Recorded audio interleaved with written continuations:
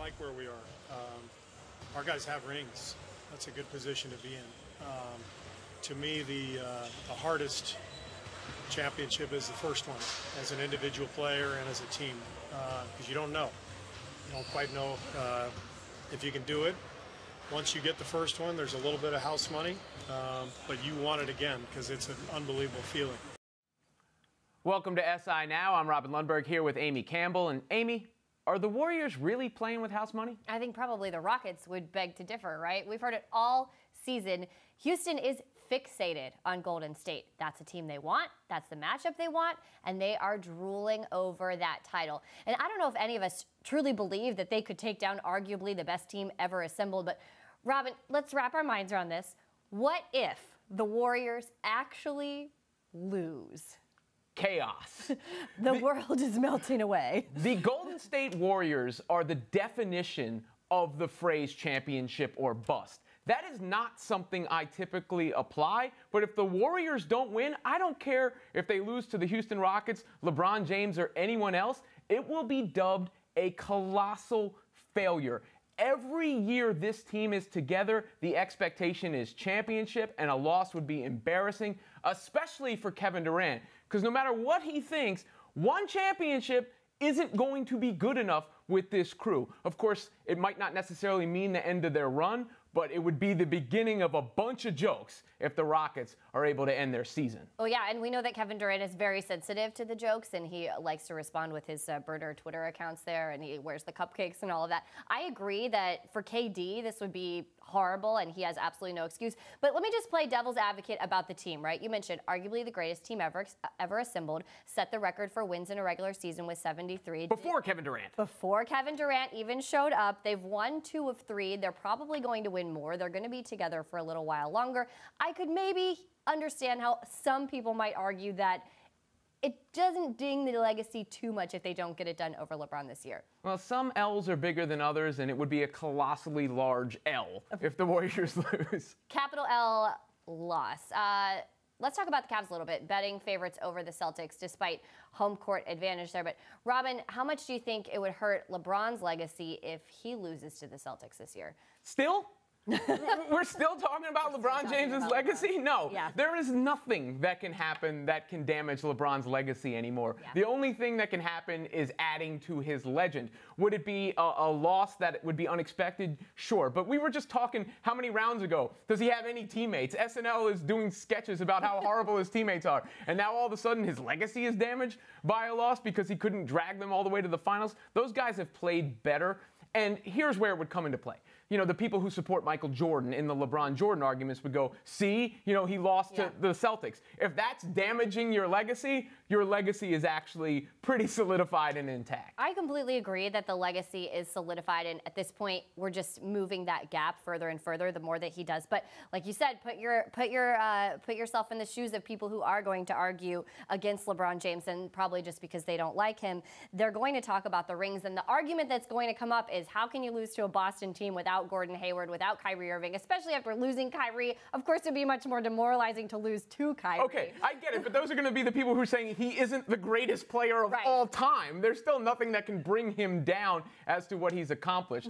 Meanwhile, in the midst of the Yankees-Red Sox series, the big topic was video games. Yeah. That's because Red Sox pitcher David Price vowed to stop playing Fortnite in the clubhouse after some Boston media insinuated his gaming might be the cause of his recent struggles and carpal tunnel diagnosis.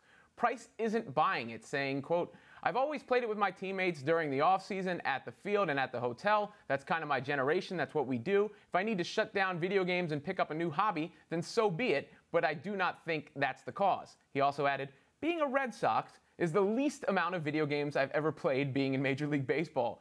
Is going after Price's hobby fair game?" No, it's not fair. I think it's hilarious, but I think it's ridiculous. And I would just like to start by saying this is classic Boston media getting things started. And they never really have liked David Price, and his personality hasn't really fit there.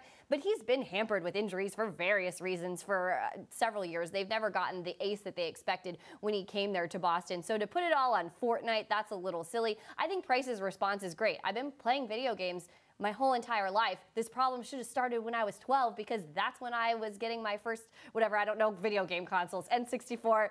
This is an excuse to attack. You know, you can go back to Atari if you want. Right. It's an excuse to attack David Price for not performing well recently, and particularly not performing well against the Yankees. You're talking video games. How many athletes play video games? Darn near all of them play video games when we're discussing. Playing on the Jumbotron. You know, you see them playing Fortnite across the globe against Drake. So it's not just David Price here. This is simply the Boston media going, we need to yell at David Price about something, so we're going to do it about playing video games in the clubhouse. Come on, get out of here.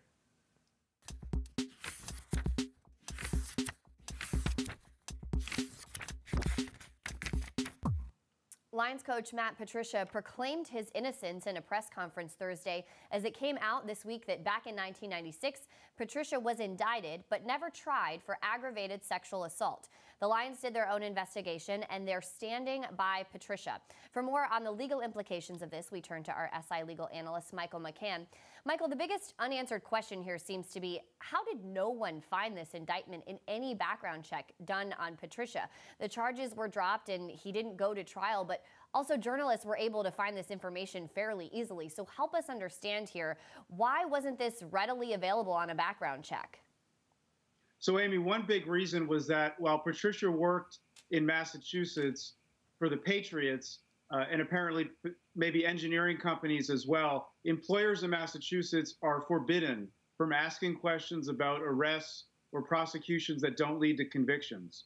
So from that lens, his employers, while he worked in New England, wouldn't have discovered it unless they happened to encounter it or if they heard about it. In Michigan, it was possible for it to come up on a background check, but it wasn't standard operating procedure for the Lions to engage in that kind of questioning. So part of it is the process that's used to hire someone. But you're right, it was easy to discover on LexisNexis. You just have to put in his name and his year of birth, and it takes like less than a minute from that point on to see the arrest and the indictment. So it certainly begs the question, why didn't anyone take that step? And maybe people did know about it, but didn't take any action with it. Gosh, that's really interesting that the process unfolds that way. Moving on, the NFL stepped in yesterday and said it would be doing its own investigation. What jurisdiction does the NFL have over this, and what is the balance of power between the Lions and the league's responsibility here? So the league does have the right to investigate anyone connected to the league, including players, coaches, league officials, for conduct detrimental to the NFL. That, in this context, that would be through his employment contract and also the league constitution that governs teams. So that puts the Lions in a position where they need to do some due diligence. And even though the incident or alleged incident occurred long before he worked for the Patriots and long before he worked for any NFL team, it still could fall within the jurisdiction of the NFL because it's now coming to light and bringing controversy on the league. The test for the league is really, is this harmful to the league image?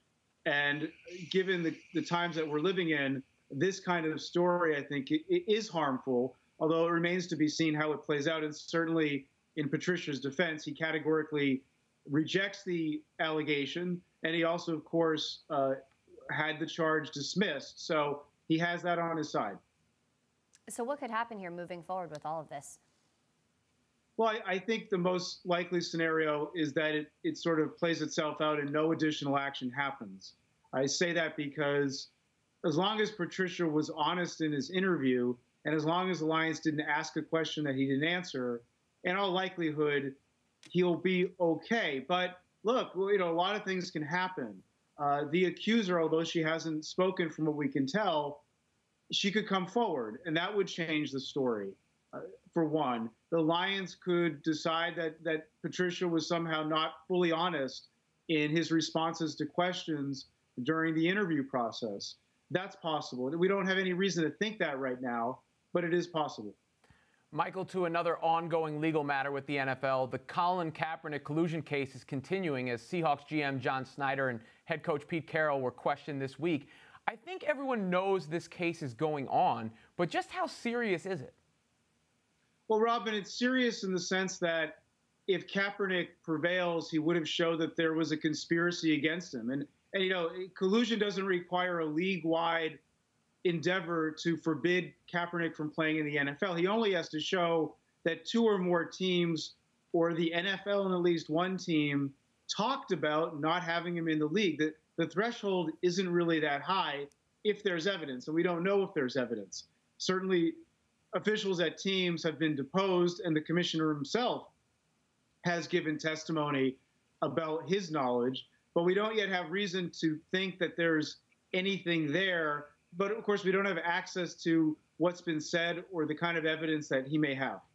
Michael, appreciate your time as always. I'm sure we will be talking about that topic again in the near future. Thank you, Robin.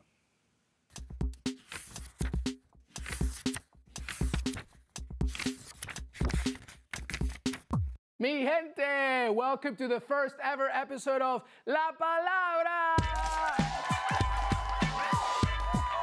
After begging and basically bribing our production crew with money I don't have, SI now finally caved in and gave us a few minutes to bring you a segment where we discuss the intersection of sports, culture, from a Latino perspective. All right, so stop. Don't get too excited. It'll probably be shut down in a week. Let's get this started.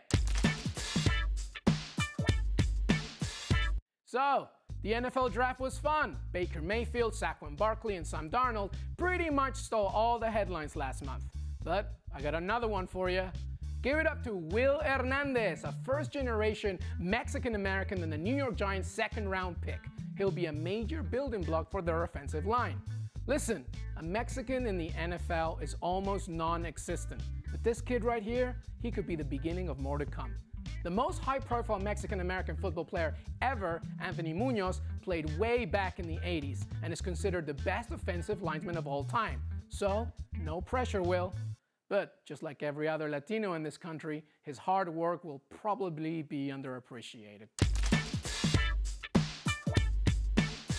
Let's talk about the World Cup. No, not this summer's World Cup, the 2026 World Cup. The U.S. Soccer Federation, alongside Mexico and Canada, are all getting together to let FIFA know they want to host the biggest soccer tournament in the world. Problem is, FIFA members, like anyone else who watches or reads anything, must be aware of the intended travel ban by the Trump administration and how, it discriminates against pretty much every minority group, including Muslim, Latin, and African nations. But Trump's people have assured them that there will be no discrimination around entry for the World Cup. Yeah, that probably happens once you come in. I love how the only reason Trump walked back his intolerance is because he saw how much revenue it bring in. It was like, we need this travel ban. No Muslims, no Venezuelans, no African.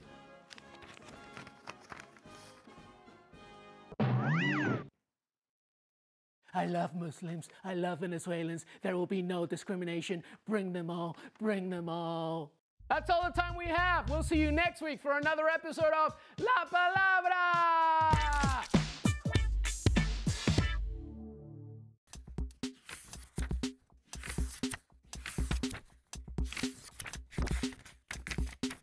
I'm joined now by Laila Ali, who is here courtesy of TIAA. Now, you'll be inducted into the Nevada Boxing Hall of Fame August 18th at Caesars Palace in Vegas. Are you looking forward to being introduced as Hall of Famer in the near future? I am, especially by the Nevada Boxing Hall of Fame. My dad is a member. So many other great fighters are as well. I fought out of Vegas for so many years during my career, so it'll be great to go back there and be inducted. You have a cookbook trying to take down the Foreman Grill as the best boxing-endorsed culinary experience? I know. I'll let George have the grill, but I'm definitely the queen of the kitchen. I've been cooking since I was 9 years old, and I couldn't wait to do this cookbook. So I take foods that I love and comfort foods and make them in a healthier way. So I'm really excited about the book. Obviously, I knew what you did in the ring, and of course, your name is about as famous as can possibly be. But looking you up and researching, there's all these things: boxing, cooking, lifestyle podcasts, philanthropic work, you're a mom, you've done it all. Is there anything in your life or career that stands out more than all the rest? I would definitely say my boxing career, because that's what it started with. Boxing will always be my first love. I knew I couldn't do it forever. Luckily, I have other talents and interests that have been able to sustain me. I really enjoy doing work like I'm doing through TIAA. I learned from my father about giving back, doing philanthropy. So just the fact that they even asked me to be the ambassador and represent the program is amazing. And I want to say, if anyone's watching and you know someone who you think should be submitted for, that should be considered to receive $10,000 for the amazing work they're doing, you can submit them at TIAA-differencemaker100.org. To the fight game for a second. New careers and fighting. What about Floyd Mayweather? He had said if he does return, it would be in MMA in the UFC. Do you think Floyd fighting in the UFC is a good idea? Absolutely not. I don't like seeing athletes who aren't schooled in a certain discipline of boxing get in there and think that they're going to be successful. Anytime, you put yourself in a situation like that, you never know what's going to happen. You saw what happened when McGregor came to boxing, so I think it would be the opposite with Floyd. So, if he wants to do it, that's on him, but I wouldn't want to do it if I were him. Do you think both of those guys are a little bit lost right now in what to do? Because once you get to a McGregor-Mayweather fight, it's sort of a spectacle that isn't the best of each sport. It's cherry-picking the best from each sport and making something else? Well, the thing is that if the fans are going to get around, rally behind them and pay to see it like they did for Floyd McGregor, then it's going to open the door for stuff like that to happen. You vote with your dollars. And unfortunately, people buy into the hype and, it's just a show is what it is. So what can you do? You can't take it too seriously, though, for sure. Based on his boxing career, where would you rank Floyd all time? He's definitely one of the best boxers out there that have ever fought due to his technical skills. Unfortunately, he didn't come along at a time where he really had to battle it out like the Sugar Ray Leonards and the Tommy Hearns and the Muhammad Alis, where, you had a whole different type of fighter in there with you. So he came along at the right time, worked out in his favor, but he definitely is considered one of the best boxers out there. But you might not say that with the same confidence if the competition had been a little different? I don't think he would have been able to beat like Sugar Ray or somebody like that. No, definitely not. Now, you said it was but it doesn't really matter, because that's just my opinion, unless they had the opportunity to fight. Everyone's going to have something to say, but I would stand behind that for real. You did have something to say about Colin Kaepernick receiving the SI Muhammad Ali Legacy Award. Two parts to this. Number one, what does it mean to you that your father remains such an important historic figure? Well, it makes me feel good because I know that was important to my father. He always wanted to be remembered as someone who made a difference in this world and stood up for what was right. So he definitely accomplished that along with all the other accolades that he has. And, I think he's been a great example to people like Colin Kaepernick, and hopefully he will continue to be. And number two, what are your thoughts on people favorably comparing Colin Kaepernick to him? I think it's a natural comparison to make. There were two different times, two different people, of course, but I think that you don't come across many people, not just athletes, people in general, who are ready to put their livelihood on the line to make a stand for other people. Not for himself, just for other people, doing what's good just because they know it's the right thing to do. So I have no problem with him being compared to my dad. Laila Ali, really appreciate the time today. Thank you. Take care. Thank you.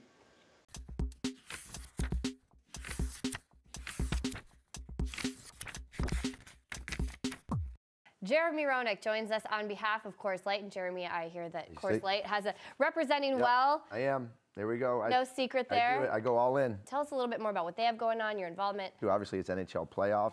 Coors is the official beer of the National Hockey League. So what we do is we go out and we let people know that they can join the app. It's the Coors Light Rewards app. And through that, you can have opportunities to win real special prizes. Sometimes it's tickets to games, but we also get the opportunity for some people to meet some of the ex-players.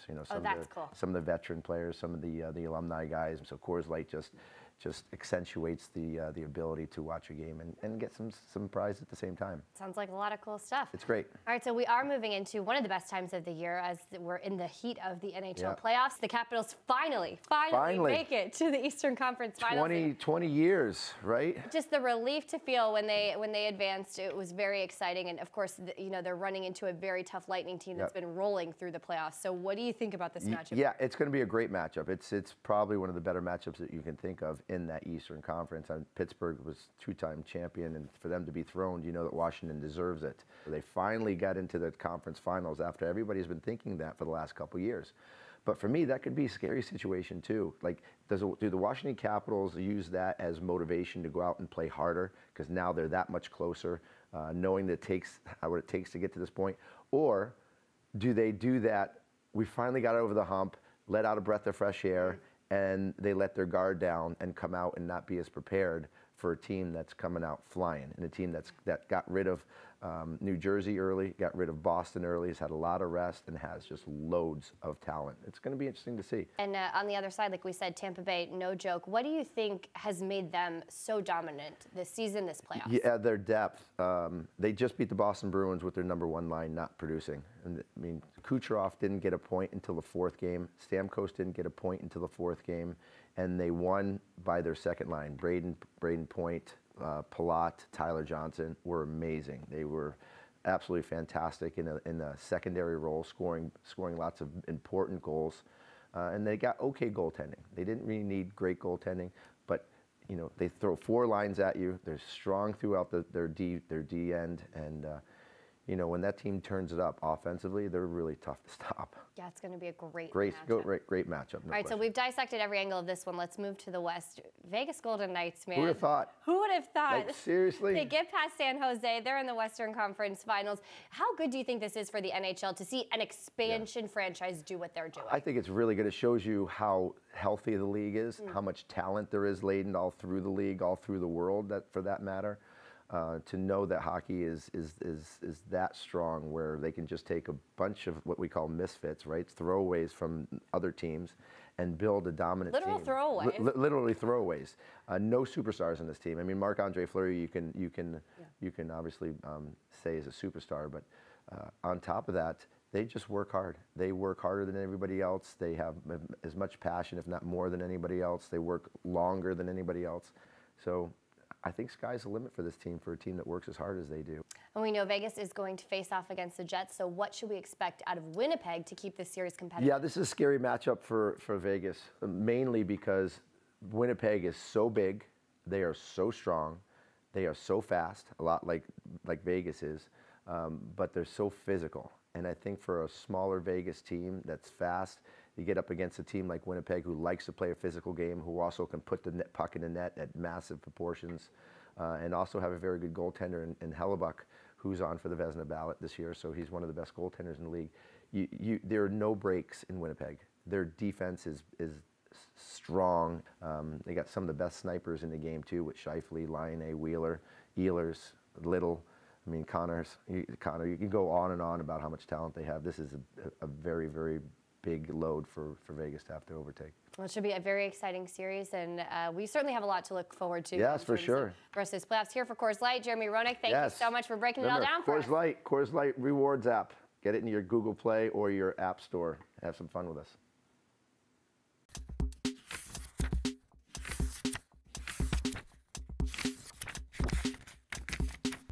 That'll do it for us this week. Have a good weekend. Happy Mother's Day, by the way, to all the moms out there, including the ones in my life. I'm going to actually see my mom this weekend, and she's watching right now, and I know she's very excited that I just gave her a shout out. Moms are the best fans. We'll hope you're back along with our moms Monday, same time, same place. Have a great weekend.